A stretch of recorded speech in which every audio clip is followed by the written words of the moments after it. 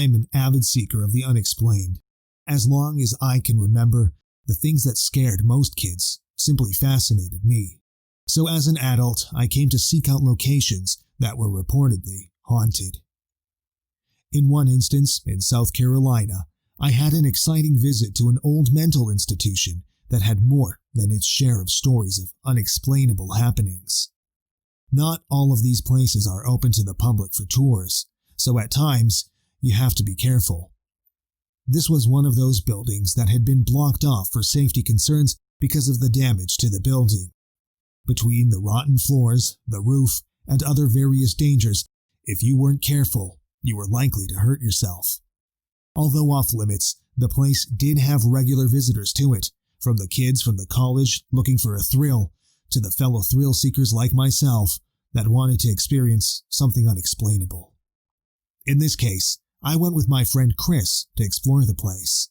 Chris had been on a number of my adventures, so I knew he was reliable and wouldn't scare easily. We pushed our way through the front door into the main foyer of the building. The place smelled of rot from the water that had fallen through the roof and had settled into stagnant puddles throughout the building. I had brought along a digital camera and an EVP voice recorder to see if I could capture something interesting. Chris and I heard a shuffling sound somewhere deeper in the building and just assumed that there were other people in the building with us and just hoped they wouldn't disturb us. I had on my recorder as we walked through the second floor when I heard a loud crash, then the sound of a man in pain. When you are regularly in places like this where accidents can happen, you need to know how to take care of injuries, so I went to find out what had happened. I got to a door halfway up the hallway, and I could hear the sounds of someone moaning in pain on the other side of the door. I tried the handle, but it seemed to be jammed shut. I wasn't going to leave the guy there, so I twisted the handle and hit the door with my shoulder. The door gave way, and I walked into the room prepared to help, but no one was there. I know I had heard the person on the other side of the door. I looked at Chris, who shrugged, just as confused as I was. We searched the room high and low trying to find someone, but we found the room was empty. Wanting to check to see if I had gotten the voice recorded, I rewound the audio file on the digital recorder, and there it was, the moaning sound that we had heard on the other side of the door. I was happy that we had gotten something recorded, because at least we had something to show for the trip. I began to hear footsteps coming in our direction down the hallway. There were times when this building was reportedly patrolled by a security guard to make sure that people weren't trespassing on the property, and that is who I was afraid was here. The noise we had made getting into the room was more than enough to arouse suspicion, and at best, we would be let off with a warning and escorted from the property. I still wanted to explore more of the property, so we did what we felt we had to do. We got in the closet trying to hide. We heard the footsteps come into the room and stop for a second. Then the steps began toward the closet. I squeezed my eyes shut, waiting for the guard to find the two of us. They stopped right outside the door, and I heard the doorknob rattle a few times like someone was trying to open it, but couldn't. I heard the footsteps walk away and exit the room. You could hear both Chris and I breathing hard in the darkness of the small closet. We'd dodged a bullet for sure. I wasn't entirely convinced the guard hadn't been telling us he knew we were there and to get out. We decided to take this as a sign we should get out of the building immediately. We wanted to explore more, but sometimes in situations like these, things don't always go to plan. We walked down the stairs and back to our rental car. I looked around for the security patrol vehicle, but I couldn't find it anywhere, which I found odd. We decided that we would pull the car out of sight and wait for the guard to leave, then go back in for a second look around. We waited for nearly an hour, thinking that we would see someone leave, but the road out of the area remained empty.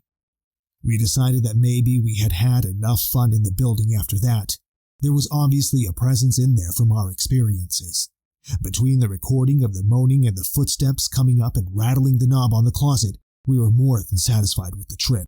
I do one day want to go back and see what else there is that may be lurking there.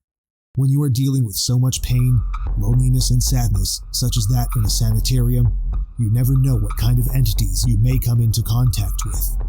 Next time, I plan on bringing more advanced equipment to see what else there is to find. After months of searching for a job with no luck, I fell upon an ad for an RN at a local prison. Feeling somewhat desperate at this point, I submitted an application. To my delight, it was accepted, and before long, I was the new RN. One day during morning break, when I was still fairly new, I agreed to stay at the nurse's station and finish up some of the charts while the other nurses took a break. I'd sat down in the chair and was glancing between the chart in front of me and the computer screen, entering in some patient details. Suddenly, I felt like the chair was tugged that I was sitting on. It was so slight, however, I was able to shrug it off as maybe I'd kicked it with my foot, or possibly I'd felt it move, but it hadn't. Nonetheless, I went back to typing and charting. A few minutes later, my chair moved again. This time, it was so pronounced that it pulled me back about a foot. I turned around thinking one of the nurses was playing a joke on me, only to find no one there. My skin was starting to crawl with an uneasy feeling, but I pushed myself back in front of the keyboard and started typing again. Later on in the day, I checked on some empty rooms and made sure their supplies were fully stocked for the next round of patients. I was bent over, looking in a drawer, counting some of the supplies when, from behind me, it sounded like someone had actually sat down on the bed in the room. To describe it better, the bed squeaked and one of the arm rails made a clanging noise as if someone had bumped it. I whipped around and searched the room for someone, anyone, but I was alone. Annoyed and obviously frightened, I continued counting items, but my body turned sideways so I could glance at the rest of the room. Nothing else happened. I shut the cabinet and was walking out of the room when something pulled my attention to the bed. It looked indented, as if someone had recently sat on it, and as I looked on, I saw the blanket on the top move ever so slightly, as if someone were adjusting themselves on it. I hightailed it out of there in slight shock. Did I just see a ghost? Was that what that was? My very last experience before I actually quit was when again I was charting. The other nurses were at their morning break, and I was again sitting on a chair. I heard footsteps coming down the hall, and knowing the nurses had barely just left, I was doubtful it was one of them. I stood up and peered around the corner, still hearing the footsteps. There was no one there, but the footfalls continued to echo on. I stood there for a moment, trying to decide if I'd go investigate or ignore it since there was no obvious culprit. I decided to sit back down and try to ignore the sounds. As I sat in the chair and begged my fingers to concentrate on typing, the footsteps gained on the nurse's station, where I was. They continued until they seemed to stop directly in front of the counter. With all the courage I could muster, I stood up and peered over the counter at the floor. No one. I took a few steps backward, then slowly sat back in my chair and just stared ahead of me at the wall. I could not understand why these things were happening. Were they something that happened all the time? Or was it just me? I made it another 3 weeks before I thankfully found another job. I never asked anyone if something similar had happened to them because I was too scared they would think I was crazy. But if I had a guess, I'd say that an inmate that died in the medical ward is hanging around, unwilling to move on. It all began a year into my career as a night nurse. The floor that I worked on was slightly small, and we usually only accommodated about 15 patients at one time.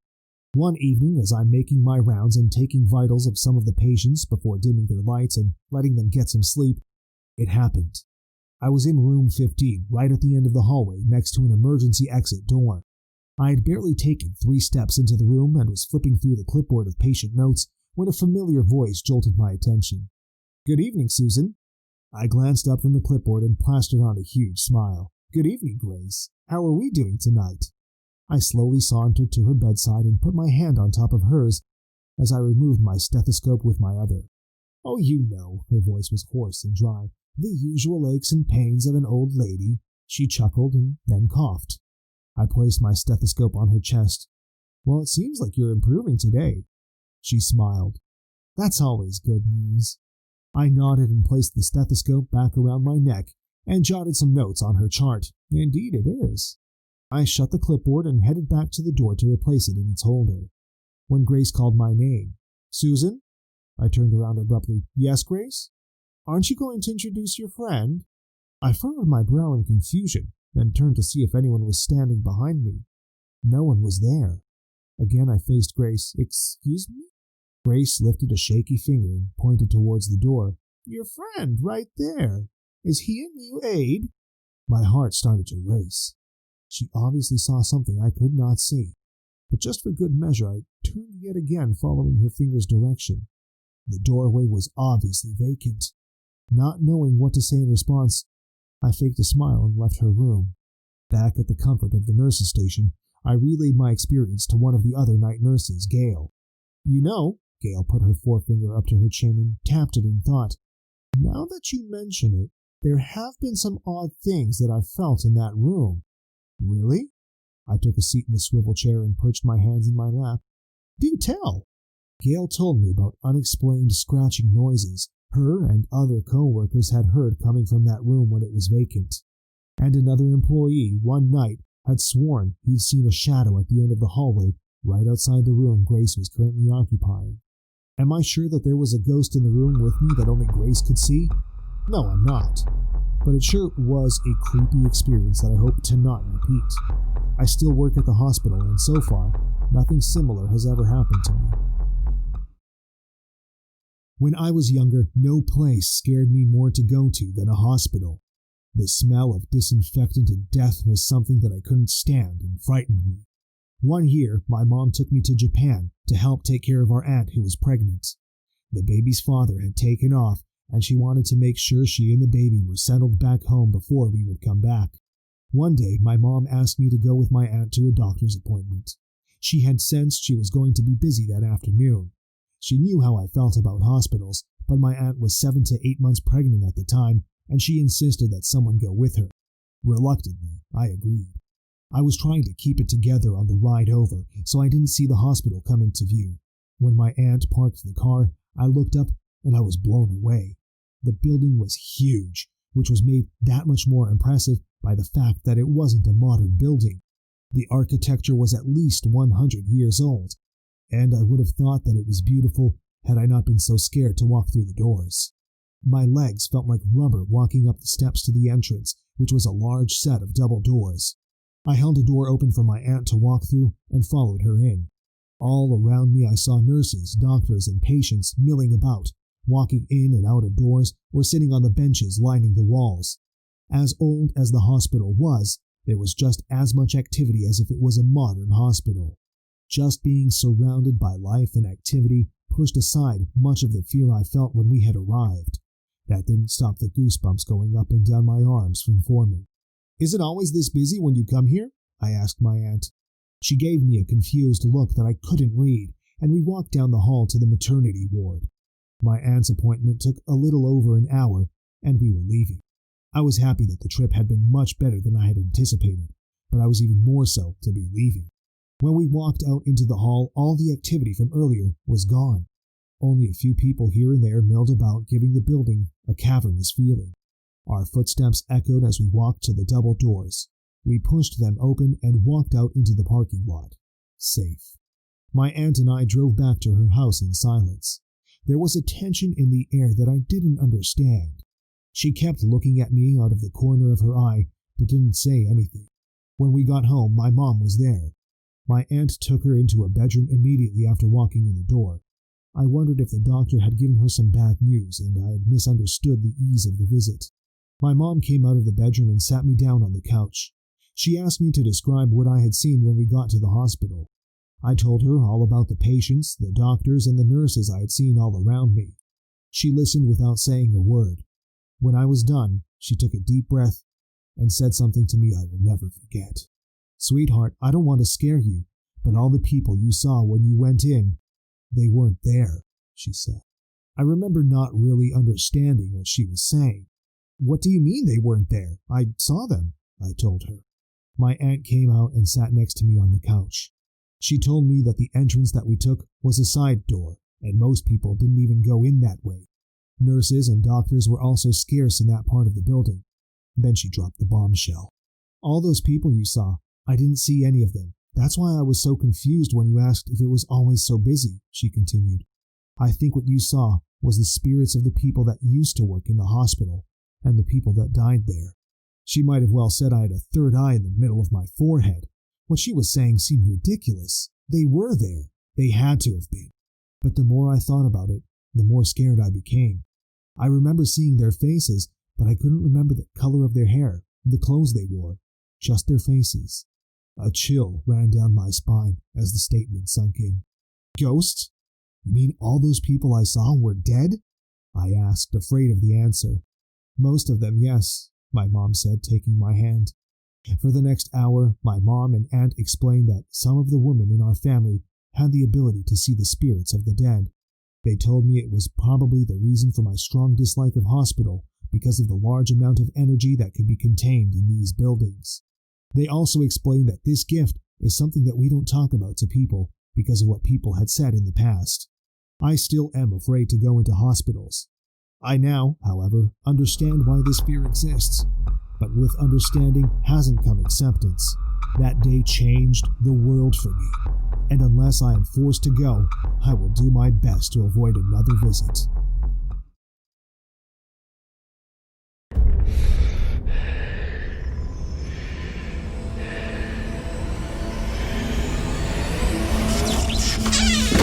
For more ghostly sightings in real creepy hospital stories, be sure to like and subscribe and never miss an episode.